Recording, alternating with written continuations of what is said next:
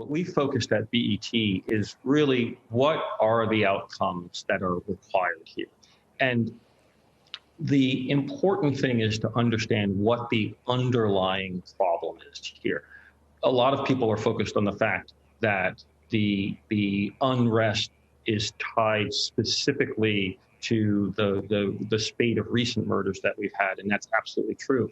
But the broader context for the unrest is that people are fundamentally saying, we require change in this country. This disparate treatment of the Black American community, the effect of lethal racism on this community, it has to change. And what's going to catalyze that change? And so we believe that the current events are creating a moment where the country is uniquely focused, because the reality is, as we all know, that there's been a number of lethal racist incidents across the years, across the decades. This is not new. But what we see at this moment is that the country is uniquely focused, and not just the country, but candidly the world, when we see the global protests happening. And so we think a couple of very important things can happen. First and foremost, that there can be true leadership that will step to the fore and say that we will take on the issues that underpin this.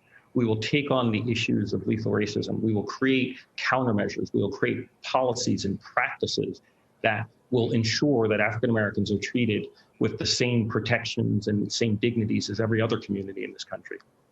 And we believe that the role that we can play at BET by further mobilizing our community, by galvanizing all of our corporate partners and all the organizations with whom we work to focus on this issue, will allow us to play a role in helping drive those outcomes. Scott, clearly you've just outlined some of the things you've been doing, including that 8-minute clip yesterday, and I know things have continued today. Have you been overall encouraged or disappointed when you look across the rest of corporate America with their level of response, particularly in the media space?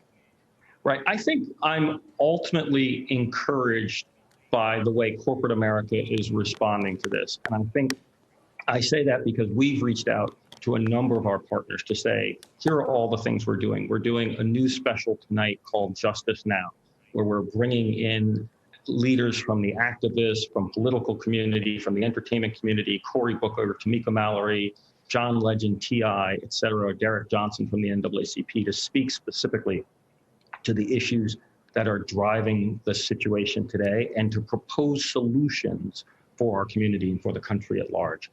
When we share with our corporate partners that we're doing that, they all say, how can we participate? How can we support? We're doing a town hall later this week where we're going to give voice to all of the members of our community who wish to express their fear, their rage, their frustration, their hopes for how this situation will resolve. And we have a tremendous support there.